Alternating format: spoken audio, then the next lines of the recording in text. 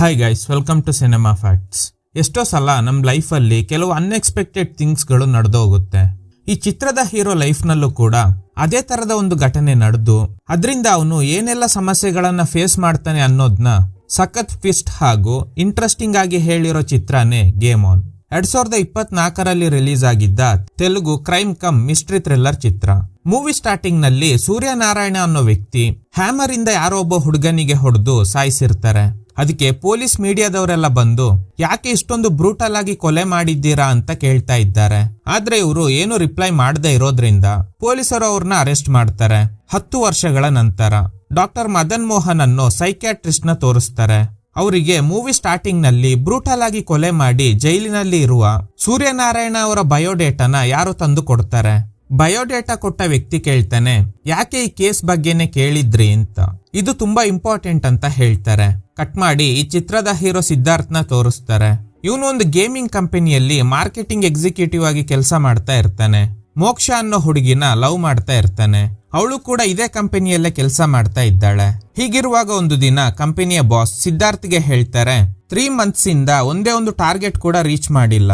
ನಿನ್ ಕೊಲೀಗ್ಸ್ ನ ನೋಡಿ ಕಲಿಬೇಕು ಅಲ್ವಾ? ನಿನ್ನಿಂದ ಕಂಪನಿಗೆ ಯಾವುದೇ ಯೂಸ್ ಇಲ್ಲ. 2 ದಿನ ಟೈಮ್ ಕೊಡ್ತೀನಿ. ಅಷ್ಟ್ರಲ್ಲಿ ಯಾವ್ದಾದ್ರೂ ಒಂದು ಟಾರ್ಗೆಟ್ ನ ಕಂಪ್ಲೀಟ್ ಮಾಡ್ಲೇಬೇಕು, ಇಲ್ಲ ಅಂದ್ರೆ ಕೆಲ್ಸದಿಂದ ರಿಮೂವ್ ಮಾಡ್ತೀನಿ ಅಂತ. ಇದನ್ನೆಲ್ಲ ತಾರಾ ಅನ್ನೋ ಕೊಲೀಗ್ ಅಬ್ಸರ್ವ್ ಮಾಡ್ತಾ ಇದ್ದಾಳೆ. ಬಾಸ್ ಈ ರೀತಿ ಹೇಳಿದ್ರಿಂದ ಸಿದ್ಧಾರ್ಥ್ ತುಂಬಾ ಅಪ್ಸೆಟ್ ಆಗಿರ್ತಾನೆ. ಆಗ ರಾಹುಲ್ ಹೇಳ್ತಾನೆ, ಈವ್ನಿಂಗ್ ರೂಮ್ಗೆ ಬರ್ತೀನಿ, 2 ಸ್ಟ್ರಾಂಗ್ ಬಿಯರ್ ನ ತಂದಿಟ್ಟಿರೋ, ನಾನು ಐಡಿಯಾ ಕೊಡ್ತೀನಿ ಅಂತ.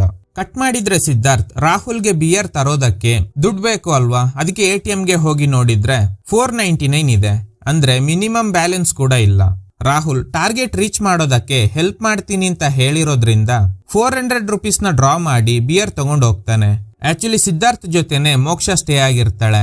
ಸೊಲ್ಯೂಷನ್ ಇಲ್ದೇ ಇರೋ ಪ್ರಾಬ್ಲಮ್ ಗಳನ್ನ ದೇವ್ರೆ ಕೊಡೋದಿಲ್ಲ, ಏನಾದ್ರೂ ಸೊಲ್ಯೂಷನ್ ಇರುತ್ತೆ ಅಂತ ರಾಹುಲ್ ಹೇಳ್ತಾನೆ. ಮೋಕ್ಷ ಕೂಡ ಹೇಳ್ತಾಳೆ, ಏನು ಟೆನ್ಷನ್ ಆಗ್ಬೇಡ, ಏನಾದ್ರೂ ದಾರಿ ಸಿಗುತ್ತೆ ಅಂತ. ಆಗ ಸಿದ್ಧಾರ್ಥ್ಗೆ ಒಂದು ವಿಷಯ ಸ್ಟ್ರೈಕ್ ಆಗಿ ಕಬೋರ್ಡ್ ಇಂದ ಒಂದು ಕಾರ್ಡ್ ತಗೊಂಡ್ ಬರ್ತಾನೆ. ಈ ಕಂಪನಿಗೆ ಅಪ್ರೋಚ್ ಮಾಡಿ ಸ್ಪಾನ್ಸರ್ಶಿಪ್ ನ ಕ್ರ್ಯಾಕ್ ಮಾಡಿದ್ರೆ ಖಂಡಿತ ಪ್ರಮೋಷನ್ ಸಿಗುತ್ತೆ ಅಂತ. ಕಟ್ ಮಾಡಿದ್ರೆ ರಾಹುಲ್ ಪ್ರಮೋಷನ್ ತಗೋತಾ ಇದ್ದಾನೆ.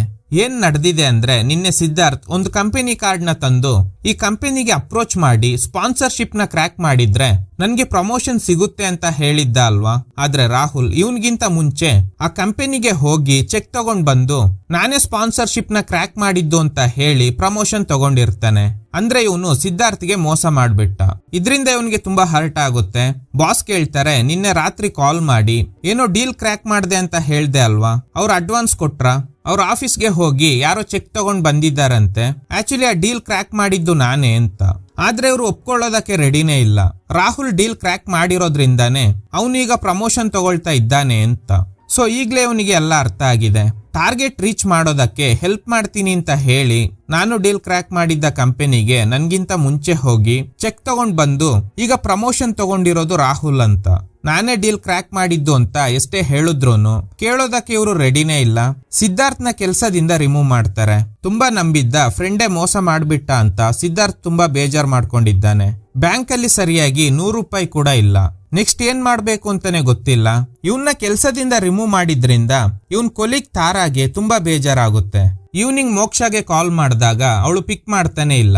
ರೂಮ್ಗೆ ಬಂದಾಗ ಇನ್ನೊಂದು ಶಾಕ್. ಮೋಕ್ಷ ರಾಹುಲ್ ಜೊತೆ ರೊಮ್ಯಾನ್ಸ್ ಮಾಡ್ತಾ ಇದ್ದಾಳೆ. ಇದರಿಂದ ಸಿದ್ಧಾರ್ಥ್ಗೆ ತುಂಬಾ ಹರ್ಟ್ ಆಗುತ್ತೆ. ಈಗ್ಲೇ ಇವನಿಗೆ ಇವಳು ನಿಜವಾದ ಕ್ಯಾರೆಕ್ಟರ್ ಏನು ಅನ್ನೋದು ಗೊತ್ತಾಗುತ್ತೆ. ಇಷ್ಟು ದಿನ ಇವನ್ ಹತ್ರ ದುಡ್ಡಿರುವಾಗ ಸಿದ್ಧಾರ್ಥ್ ಜೊತೆ ಫಿಸಿಕಲ್ ರಿಲೇಶನ್ಶಿಪ್ ಇಟ್ಕೊಂಡು ನಾವಿಬ್ರು ಮದ್ವೆ ಆಗೋಣ ಅಂತ ಕೂಡ ಹೇಳಿರ್ತಾಳೆ. ಆದ್ರೆ ಈಗ ಇವನ್ನ ಕೆಲ್ಸದಿಂದ ರಿಮೂವ್ ಮಾಡಿ ರಾಹುಲ್ಗೆ ಪ್ರಮೋಷನ್ ಸಿಕ್ಕಿದ್ರಿಂದ ಮೋಕ್ಷ ರಾಹುಲ್ ಜೊತೆ ಕ್ಲೋಸ್ ಆಗಿದ್ದಾಳೆ. ರೂಮಿಂದ ಹೊರಗಡೆ ಬಂದಾಗ ಸಿದ್ಧಾರ್ಥ್ ಇರೋದು ನೋಡಿ ರಾಹುಲ್ಗೆ ಶಾಕ್ ಆಗುತ್ತೆ. ಆದ್ರೆ ಮೋಕ್ಷ ನಾರ್ಮಲ್ ಆಗಿನೇ ಇದ್ದಾಳೆ. ಸಿದ್ಧಾರ್ಥ್ ರಿಕ್ವೆಸ್ಟ್ ಮಾಡ್ತಾನೆ, ಮೋಕ್ಷ ನೀನ್ ಇಲ್ದೆ ನಾನ್ ಬದುಕಿರಲ್ಲ, ನನ್ಗೆ ನೀನ್ ಬಿಟ್ರೆ ಯಾರು ಇಲ್ಲ ಅಲ್ವಾ? ನಿಮ್ಮಿಬ್ಬರನ್ನ ಕ್ಷಮಿಸ್ಬಿಡ್ತೀನಿ, ಇನ್ಮುಂದೆ ಈ ರೀತಿ ಮಾಡಬೇಡಿ ಅಂತ. ಆಗ ಮೋಕ್ಷ ಹೇಳ್ತಾಳೆ, ನೀನು ಏನೇ ಟ್ರೈ ಮಾಡಿದ್ರೂನು ನನ್ನ ಹ್ಯಾಪಿಯಾಗಿ ನೋಡ್ಕೊಳ್ಳೋದಕ್ಕೆ ಆಗಲ್ಲ. ನಿನ್ಗೆ ಹೇಗೆ ಹೇಳೋದು ಅಂತ ಯೋಚನೆ ಮಾಡ್ತಾ ಇದ್ದೆ. ಇವತ್ತು ನೀನು ನೋಡ್ಲಿ ಅಂತಾನೆ ನಾವು ಹೀಗ್ ಪ್ಲಾನ್ ಮಾಡಿದ್ವಿ. ನೀನು ಆ ಕಂಪನಿ ಜೊತೆ ಮಾಡ್ಕೊಂಡಿದ್ದ ಡೀಲ್ ನ ನಾವಿಬ್ರು ಪ್ಲಾನ್ ಮಾಡಿ ಕದ್ದು ನಾನೇ ಆ ಡೀಲ್ ನ ಕ್ರ್ಯಾಕ್ ಮಾಡಿದ್ದು ಅಂತ ಹೇಳಿ ರಾಹುಲ್ ಪ್ರಮೋಷನ್ ತಗೊಂಡ ಅಂತ.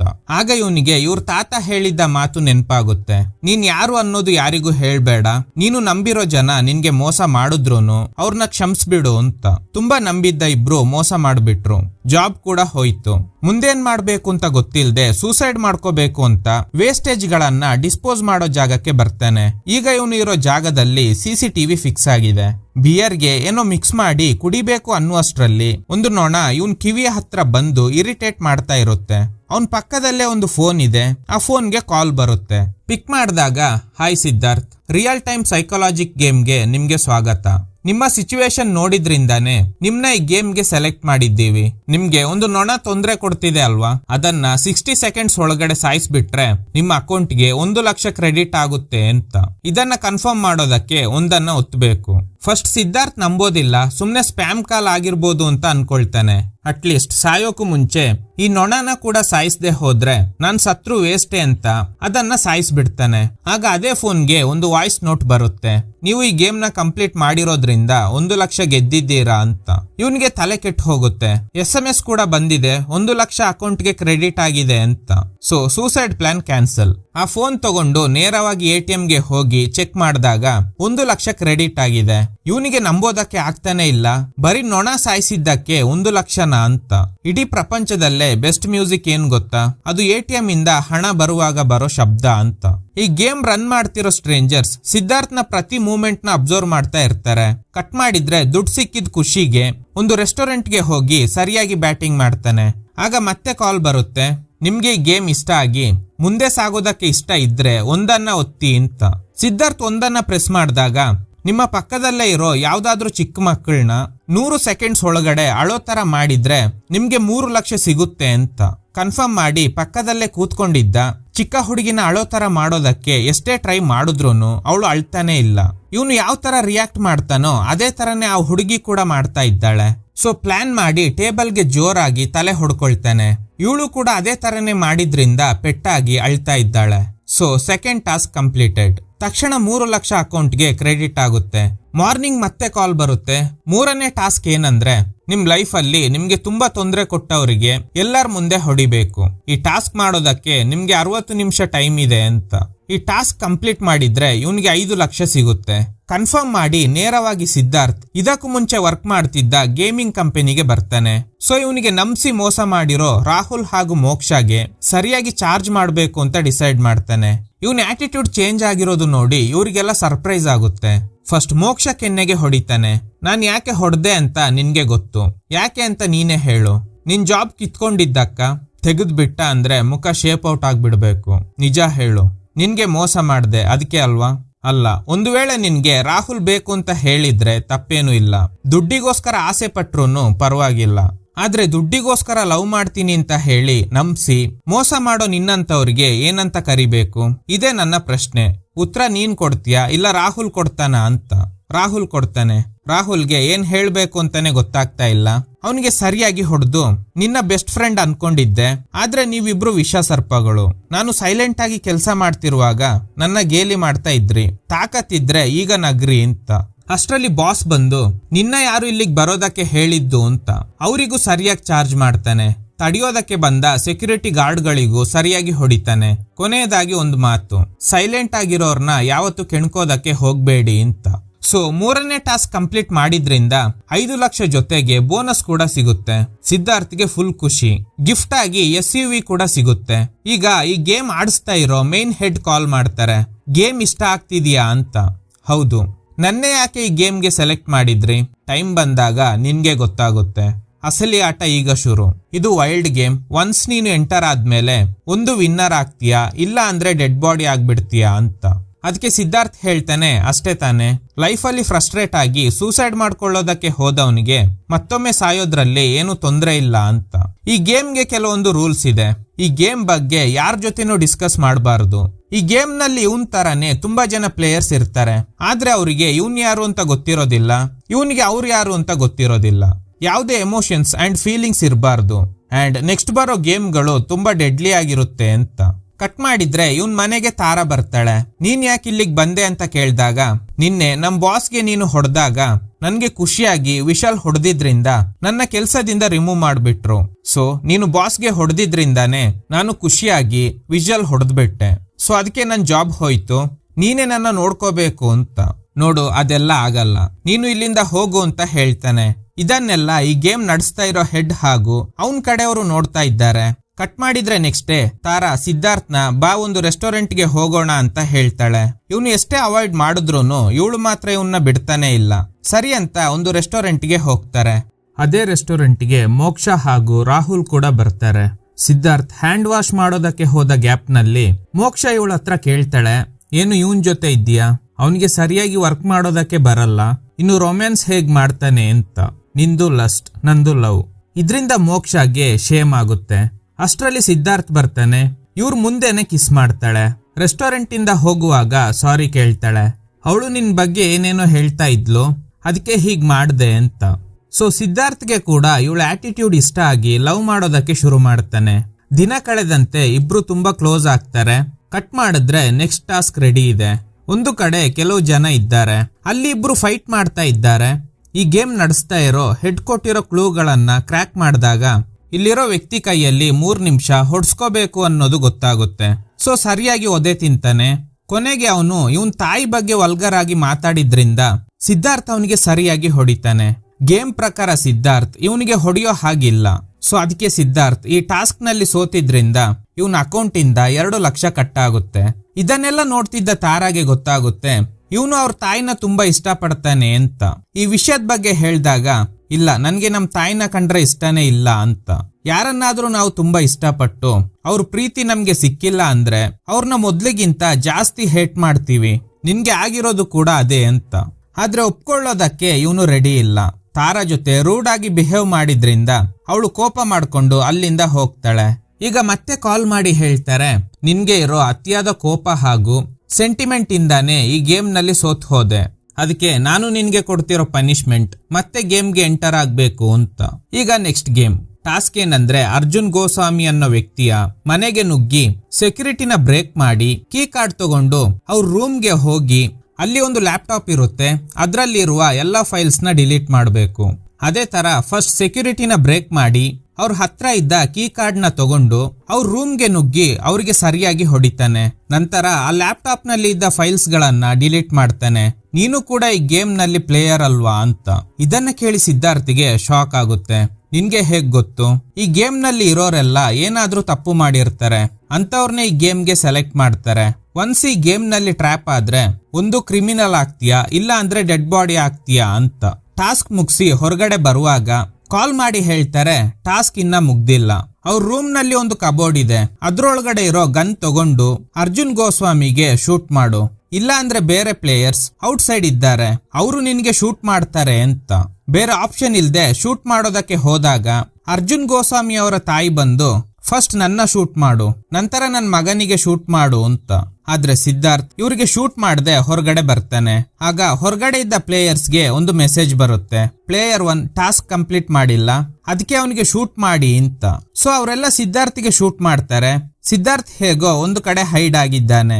ಅಷ್ಟರಲ್ಲಿ ಸಿದ್ಧಾರ್ಥ್ ಫೋನ್ಗೆ ಒಂದು ಮೆಸೇಜ್ ಬರುತ್ತೆ, ನೀವು ಗೇಮ್ ಕಂಪ್ಲೀಟ್ ಮಾಡಿರೋದ್ರಿಂದ 50 ಲಕ್ಷ ರಿವಾರ್ಡ್ ಸಿಕ್ಕಿದೆ ಅಂತ. ಇವನಿಗೆ ತಲೆ ಕೆಟ್ಟು ಹೋಗುತ್ತೆ, ನಾನು ಟಾಸ್ಕ್ ಕಂಪ್ಲೀಟ್ ಮಾಡೇ ಇಲ್ಲ, ಮತ್ತೆ ಹೇಗೆ ಇಷ್ಟೊಂದು ದುಡ್ಡು ಕ್ರೆಡಿಟ್ ಆಯ್ತು ಅಂತ. ಹೊರಗಡೆ ಇದ್ದ ಪ್ಲೇಯರ್ಸ್ಗೆ ಏನೋ ಮಾಹಿತಿ ಸಿಕ್ಕಿದ್ರಿಂದ ಅವರೆಲ್ಲ ಅಲ್ಲಿಂದ ಹೋಗ್ತಾರೆ. ಅಷ್ಟರಲ್ಲಿ ತಾರಾ ಬರ್ತಾಳೆ. ಬೇಗ ಬಾ ಅಂತ ಕರಿತಾ ಇದ್ದಾಳೆ. ಅರ್ಜುನ್ ಗೋಸ್ವಾಮಿಗೆ ನಾನು ಶೂಟ್ ಮಾಡ್ಬಿಟ್ಟೆ, ನಿನ್ಗೋಸ್ಕರನೇ ಅವರಿಗೆ ನಾನು ಶೂಟ್ ಮಾಡ್ದೆ ಅಂತ. ಈ ಗೇಮ್ ಬಗ್ಗೆ ನಿನ್ಗೆ ಹೇಗ್ ಗೊತ್ತು, ಯಾರ್ ನೀನು ಅಂತ ಅವಳನ್ನ ಗನ್ ಪಾಯಿಂಟ್ ನಲ್ಲಿ ಕೂರಿಸ್ತಾನೆ. ನಾನು ಹೇಳೋದನ್ನ ಕೇಳು, ಆ ದಿನ ಬಾಸ್ ನಿನ್ನ ಜಾಬ್ ಇಂದ ರಿಮೂವ್ ಮಾಡಿದಾಗ ನನ್ಗೆ ತುಂಬಾ ಹರ್ಟ್ ಆಯ್ತು, ಅದಕ್ಕೆ ನಿನ್ನ ಫಾಲೋ ಮಾಡ್ದೆ. ಕಣ್ಮುಂದೆ ಚೀಟ್ ಮಾಡಿದವ್ರನ್ನ ಕೂಡ ಕ್ಷಮಿಸ್ತೀನಿ ಅಂತ ಹೇಳಿದಾಗ ಸೊ ನೀನು ತುಂಬಾ ಒಳ್ಳೆಯವನು ಅನ್ನೋದು ಗೊತ್ತಾಯ್ತು. ಆ ದಿನ ನಿಮ್ ತಾಯಿ ವಿಷಯದಲ್ಲಿ ನೀನು ಕೋಪ ಮಾಡ್ಕೊಂಡು ನನ್ ಜೊತೆ ರೂಡ್ ಆಗಿ ಬಿಹೇವ್ ಮಾಡಿದಾಗ ನಾನು ಕೂಡ ಕೋಪ ಮಾಡ್ಕೊಂಡು ಅಲ್ಲಿಂದ ಹೋಗ್ಬಿಟ್ಟೆ. ಮತ್ತೆ ನಿನ್ನ ಮೀಟ್ ಆಗ್ಬೇಕು ಅಂತ ನಿಮ್ ಮನೆ ಹತ್ರ ಬಂದಾಗ ನೀನು ಈ ಗೇಮ್ ಬಗ್ಗೆ ಯಾರ ಜೊತೆನೋ ಮಾತಾಡ್ತಿದ್ದೆ. ಆಗ್ಲೇ ಗೊತ್ತಾಯ್ತು ನೀನೊಂದು ಡೇಂಜರಸ್ ಗೇಮ್ ನಲ್ಲಿ ಟ್ರ್ಯಾಪ್ ಆಗಿದ್ದೀಯಾ ಅಂತ. ಸೊ ಅವತ್ತಿನಿಂದ ನಿನ್ನ ಫಾಲೋ ಮಾಡೋದಕ್ಕೆ ಶುರು ಮಾಡಿದೆ. ಈಗ ನೀನು ಅರ್ಜುನ್ ಗೋಸ್ವಾಮಿಗೆ ಶೂಟ್ ಮಾಡದೆ ಹೋದ್ರೆ ಔಟ್ ಸೈಡ್ ಇದ್ದ ಪ್ಲೇಯರ್ಸ್ ನಿನ್ನ ಶೂಟ್ ಮಾಡ್ತಾರೆ ಅನ್ನೋದು ಗೊತ್ತಾಗಿದ್ರಿಂದ ನಾನೇ ಅರ್ಜುನ್ ಗೋಸ್ವಾಮಿಗೆ ಶೂಟ್ ಮಾಡ್ಬಿಟ್ಟೆ, ನನ್ಗೆ ನೀನೇ ಮುಖ್ಯ ಅಂತ. ಸೊ ಇವಳು ಇವನ್ನ ಎಷ್ಟು ಇಷ್ಟ ಪಡ್ತಿದ್ದಾಳೆ ಅನ್ನೋದು ಸಿದ್ಧಾರ್ಥ್ಗೆ ಗೊತ್ತಾಗುತ್ತೆ. ಆ ಗೇಮ್ ಹೆಡ್ ಕಾಲ್ ಮಾಡಿ ಗೇಮ್ ಕಂಪ್ಲೀಟ್ ಮಾಡಿದ್ದಕ್ಕೆ ಕಂಗ್ರಾಚುಲೇಷನ್ಸ್, ಇನ್ನೊಂದು ಟಾಸ್ಕ್ ಇದೆ ಅಂತ. ನೋಡಿ, ನಾನು ನನ್ನ ಲೈಫ್ ನಲ್ಲಿ ಒಂದು ಜೆನ್ಯೂನ್ ಲವ್ ಗೋಸ್ಕರನೇ ವೆಯ್ಟ್ ಮಾಡ್ತಾ ಇದ್ದೆ. ಈಗ ನನ್ನ ನಿಜವಾಗ್ಲೂ ಇಷ್ಟಪಡೋ ಹುಡುಗಿ ನನ್ ಮುಂದೆನೆ ಇದ್ದಾಳೆ. ಇನ್ ಮುಂದೆ ನಾನು ಈ ಗೇಮ್ ನಲ್ಲಿ ಮುಂದುವರಿಯೋದಿಲ್ಲ. ಹೀಗೆ ಹೇಳಿ ಕಾಲ್ ಕಟ್ ಮಾಡ್ತಾನೆ.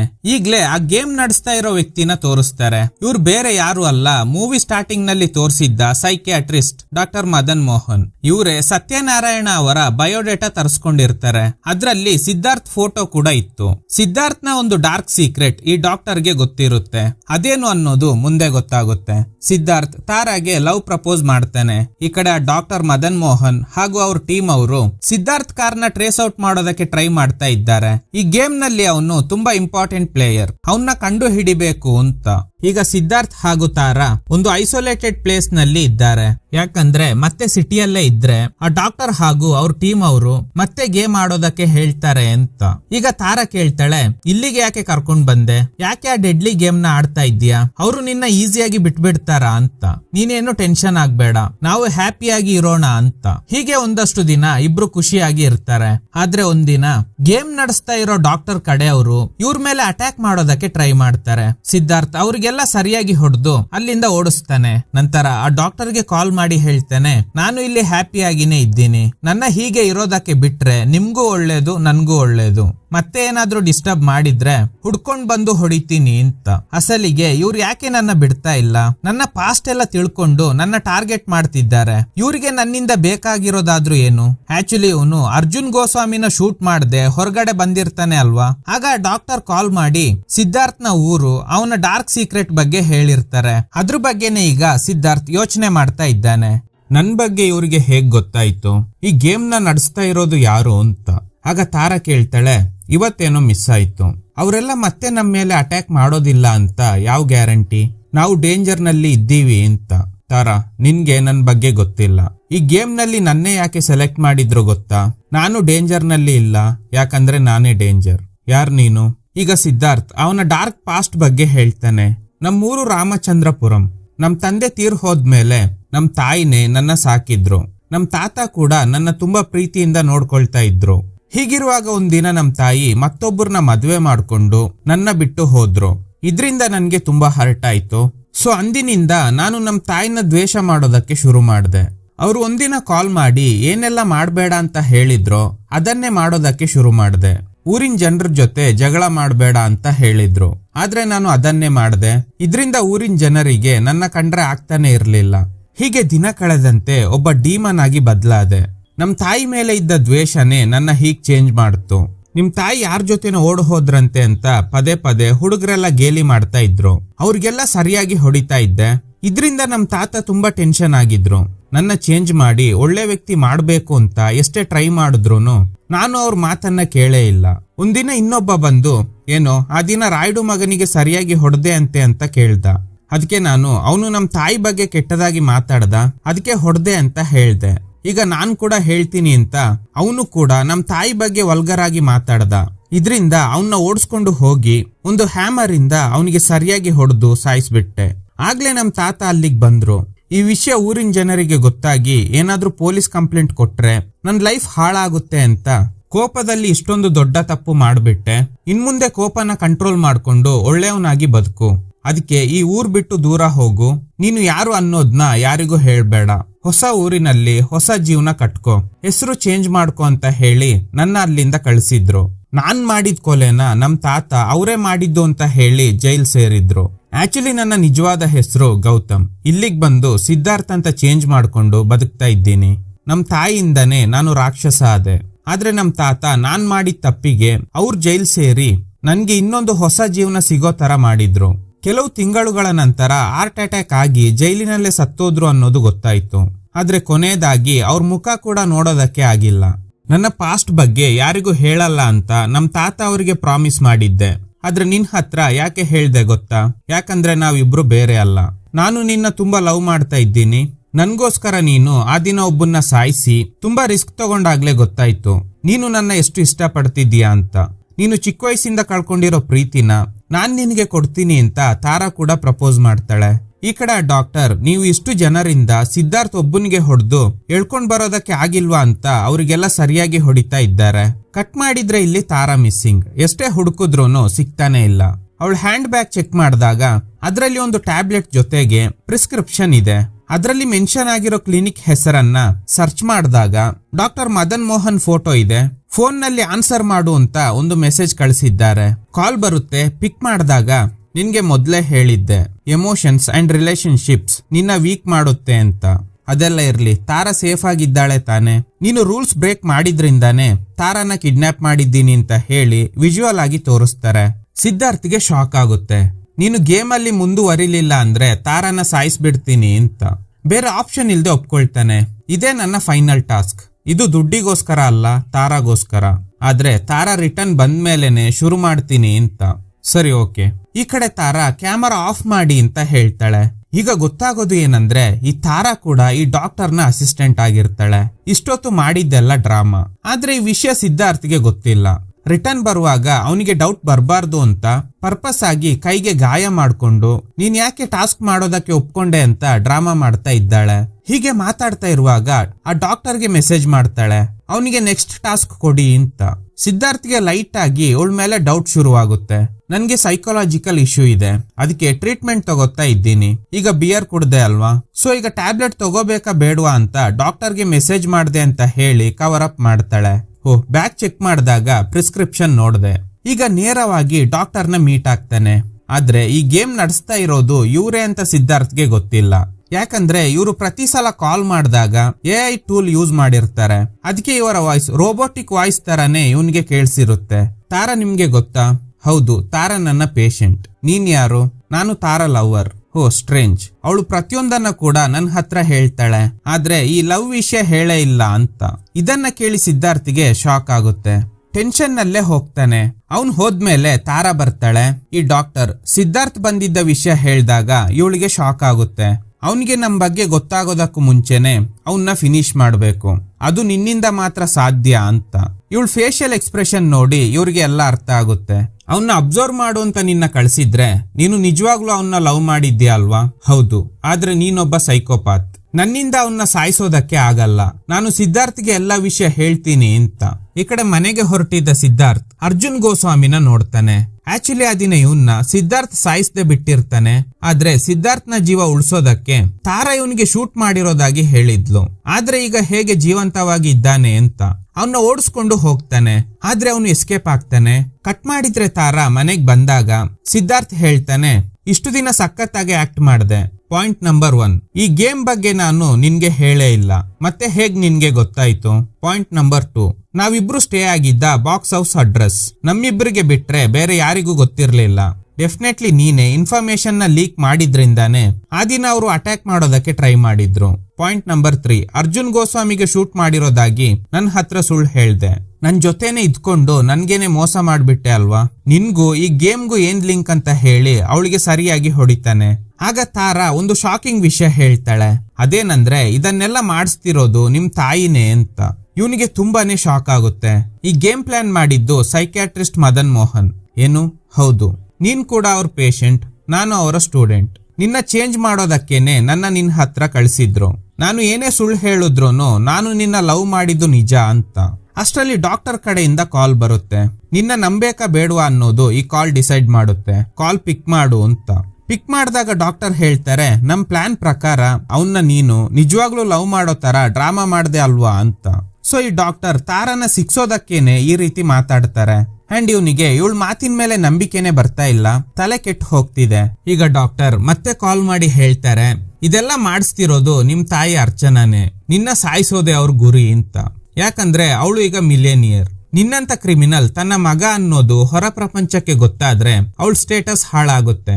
ನನ್ನ ಕ್ರಿಮಿನಲ್ ಮಾಡಿದ್ದೆ ನಮ್ ತಾಯಿ, ಅವ್ರು ಎಲ್ಲಿದ್ದಾರೆ ಅಂತ ಹೇಳು, ನಾನೇ ಅವ್ರಿಗೆ ಶೂಟ್ ಮಾಡ್ತೀನಿ ಅಂತ. ಲೊಕೇಶನ್ ಶೇರ್ ಮಾಡ್ತೀನಿ ಬಾ. ಸೊ ಈಗ ತಾರಾನ ಅಲ್ಲೇ ಕಟ್ಟಾಕಿ ಸಿದ್ಧಾರ್ಥ್ ಮಾತ್ರ ಆ ಡಾಕ್ಟರ್ ಶೇರ್ ಮಾಡಿದ್ದ ಲೊಕೇಶನ್ಗೆ ಬರ್ತಾ ಇದ್ದಾನೆ. ಲೊಕೇಶನ್ ಯಾವ್ದಂದ್ರೆ ಸಿದ್ಧಾರ್ಥ್ ಒಬ್ಬನ್ನ ಸಾಯಿಸಿರ್ತಾನೆ ಅಲ್ವಾ, ಅದೇ ಪ್ಲೇಸ್. ಫಸ್ಟ್ ಅರ್ಚನಾ ಅದೇ ಲೊಕೇಶನ್ಗೆ ಬರ್ತಾರೆ. ಡಾಕ್ಟರ್ ಅರ್ಚನಾಗೆ ಹೇಳ್ತಾರೆ, ನಿಮ್ ಮಗನಿಗೆ ಎಲ್ಲ ಗೊತ್ತಾಗಿದೆ, ಅವನು ಚೇಂಜ್ ಆಗಿದ್ದಾನೆ. ಅದಕ್ಕೆ ಇವರು ಥ್ಯಾಂಕ್ಸ್ ಹೇಳ್ತಾರೆ. ಈಗ ಅವನು ಬರ್ತಾನೆ. ನೀವಿಬ್ರು ಮಾತಾಡಿ ಅಂತ ಹೇಳಿ ಅಲ್ಲಿಂದ ಹೋಗ್ತಾರೆ. ಕಟ್ ಮಾಡಿದ್ರೆ ಸಿದ್ಧಾರ್ಥ್ ಅಲ್ಲಿಗೆ ಬಂದು ಅರ್ಚನಾನ ಗನ್ ಪಾಯಿಂಟ್ ಅಲ್ಲಿ ನಿಲ್ಸಿದ್ದಾನೆ.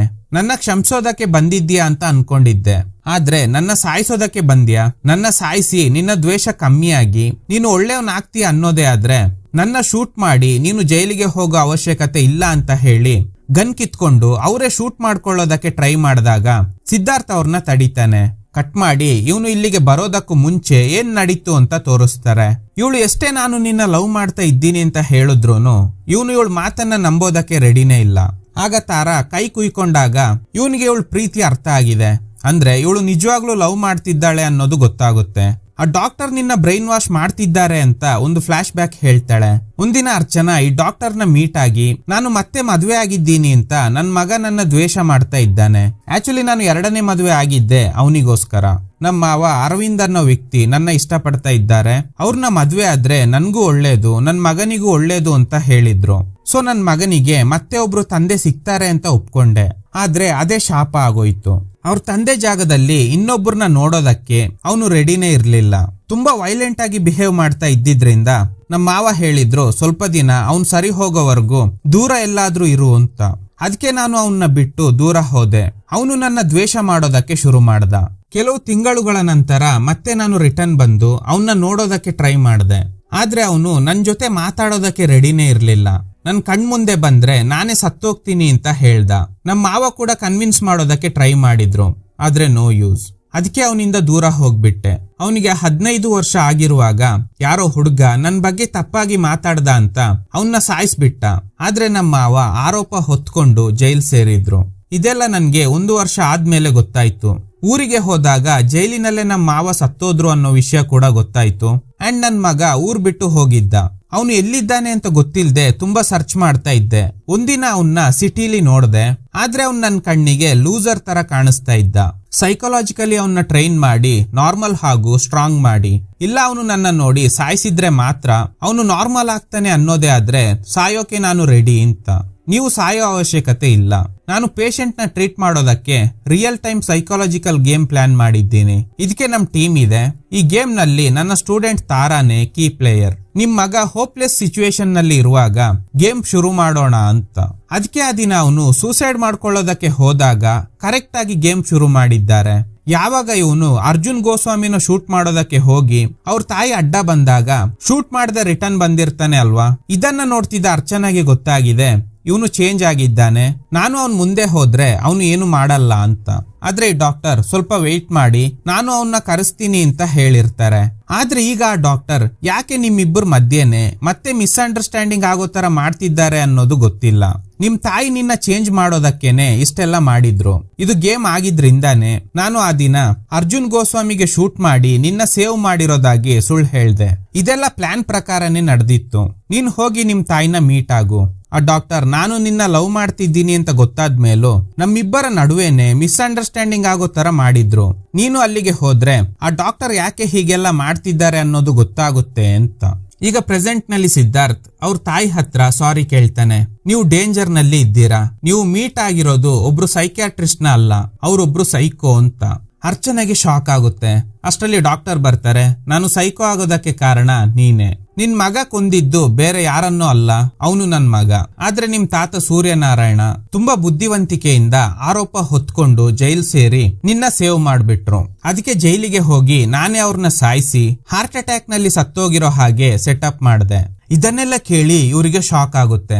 ನಮ್ ಮಗನ್ನ ಕೊಂದಿದ್ದು ಯಾರು ಅಂತ ನಾನು ಸರ್ಚ್ ಮಾಡ್ತಾ ಇರುವಾಗ ಒಂದಿನ ನಿಮ್ ತಾಯಿ ಬಂದು ನಿನ್ ಬಗ್ಗೆ ಹೇಳ್ದಾಗ ಗೊತ್ತಾಯ್ತು ನನ್ ಮಗನ್ನ ಕೊಂದಿರೋದು ನೀನೆ ಅಂತ. ಆಗ ಮಾಡಿದ್ದ ಮಾಸ್ಟರ್ ಪ್ಲಾನೇ ಈ ಸೈಕಾಲಜಿಕಲ್ ಗೇಮ್. ನಿಮ್ಮಿಬ್ಬರನ್ನ ಒಟ್ಟಿಗೆ ಸೇರ್ಸೋದೆ ನನ್ನ ಟಾಸ್ಕ್ ಆಗಿತ್ತು. ನೀನು ದ್ವೇಷ ಮಾಡ್ತಿರೋ ನಿಮ್ ತಾಯಿನ ಸಾಯಿಸಿದ್ರೆ ಮಜಾ ಇರಲ್ಲ. ಅದೇ ನಿಮ್ ತಾಯಿ ಒಳ್ಳೆಯವರು ಅಂತ ಗೊತ್ತಾದ್ಮೇಲೆ ನಾವು ಅವ್ರನ್ನ ಸಾಯಿಸಿದ್ರೆ ಈಗ ನಾನು ಅನುಭವಿಸ್ತಾ ಇರೋ ನೋವು ನೀನು ಕೂಡ ಅನುಭವಿಸ್ತೀಯ. ಈಗ ಡಾಕ್ಟರ್ ಟೀಮ್ ಅವರು ಇವ್ರ ಮೇಲೆ ಅಟ್ಯಾಕ್ ಮಾಡೋದಕ್ಕೆ ಟ್ರೈ ಮಾಡ್ತಾರೆ. ಆದ್ರೆ ಸಿದ್ಧಾರ್ಥ್ ಅವ್ರಿಗೆಲ್ಲ ಸರಿಯಾಗಿ ಹೊಡೆದು ಸಾಯಿಸ್ತಾನೆ. ಈಗ ಈ ಡಾಕ್ಟರ್ ಕೊನೆಯದಾಗಿ ಒಂದು ಗೇಮ್, ಈ ಗನ್ನ ಕಂಪ್ಲೀಟ್ಲಿ ರಿಮೂವ್ ಮಾಡಿ ಮತ್ತೆ ಇದನ್ನ ಯಾರು ಸೆಟ್ ಮಾಡ್ತಾರೋ ಆ ಪ್ಲೇಯರ್ ಆಪೋಸಿಟ್ ಇರೋರ್ನ ಶೂಟ್ ಮಾಡಬಹುದು ಅಂತ. ಆದ್ರೆ ಈ ಗೇಮ್ ಅಲ್ಲಿ ಡಾಕ್ಟರ್ ಗಿಂತ ಮುಂಚೆನೆ ಸಿದ್ಧಾರ್ಥ್ ಸೆಟ್ ಮಾಡ್ತಾನೆ. ಒಂದು ತಾಯಿನ ಸಾಯಿಸ್ಬೇಕು ಅಂತ ನೀನು ಅನ್ಕೊಂಡಾಗ್ಲೇ ನೀನು ಸತ್ ಹೋದೆ. ಹೀಗಿರುವಾಗ ನಿನ್ನ ಸಾಯಿಸೋದ್ರಲ್ಲಿ ಅರ್ಥನೇ ಇಲ್ಲ. ಬಟ್ ಥ್ಯಾಂಕ್ಸ್, ನಮ್ ತಾಯಿನ ಮತ್ತೆ ನನ್ ಜೊತೆ ಸೇರೋ ಹಾಗೆ ಮಾಡ್ದೆ ಅಂತ. ಅಷ್ಟರಲ್ಲಿ ಡಾಕ್ಟರ್ ರೂಲ್ಸ್ ನ ಬ್ರೇಕ್ ಮಾಡಿ ಸಿದ್ಧಾರ್ಥ್ಗೆ ಶೂಟ್ ಮಾಡೋದಕ್ಕೆ ಟ್ರೈ ಮಾಡಿದಾಗ ಕೆಳಗಡೆ ಬಿದ್ದಿದ್ದ ಫೈರ್ ಎಕ್ಸ್ಟಿಂಗ್ಯೂಷರ್ ಬ್ಲಾಸ್ಟ್ ಆಗಿ ಗೋಡೆಗೆ ಹೊಡೆದಿದ್ರಿಂದ ಆ ಫೋರ್ಸ್ಗೆ ಸೀಲಿಂಗ್ ನಲ್ಲಿ ಫಿಕ್ಸ್ ಆಗಿದ್ದ ದೊಡ್ಡ ಲೈಟ್ಸ್ ಇವ್ರ ಮೇಲೆ ಬಿದ್ದು ಡಾಕ್ಟರ್ ಸತ್ತೋಗ್ತಾರೆ. ಅಷ್ಟರಲ್ಲಿ ಕೆಳಗಡೆ ಬಿದ್ದಿದ್ದ ಡಾಕ್ಟರ್ ಕಡೆಯವನು ಇವ್ರ ಮೇಲೆ ಅಟ್ಯಾಕ್ ಮಾಡೋದಕ್ಕೆ ಟ್ರೈ ಮಾಡಿದಾಗ ಅಷ್ಟರಲ್ಲಿ ಸ್ಪಾಟ್ಗೆ ಬಂದ ತಾರಾ ಅವನಿಗೆ ಹೊಡೆದು ಇವ್ರನ್ನ ಸೇವ್ ಮಾಡ್ತಾಳೆ. ಇದರೊಂದಿಗೆ ಈ ಚಿತ್ರ ಎಂಡ್ ಆಗುತ್ತೆ. Okay guys, thanks for watching. ಈ ತರದ ಥ್ರಿಲ್ಲಿಂಗ್ ವಿಡಿಯೋಗಳಿಗಾಗಿ ನಮ್ಮ ಸಿನಿಮಾ ಫ್ಯಾಕ್ಟ್ ಚಾನಲ್ ನ ತಪ್ಪದೆ ಸಬ್ಸ್ಕ್ರೈಬ್ ಮಾಡಿ, ಪಕ್ಕದಲ್ಲಿರುವ ಬೆಲ್ ಐಕಾನ್ ಅನ್ನ ಪ್ರೆಸ್ ಮಾಡಿ ಆಲ್ ನೋಟಿಫಿಕೇಶನ್ ಗಳನ್ನ ಆನ್ ಮಾಡಿ ಇಟ್ಕೊಳ್ಳಿ.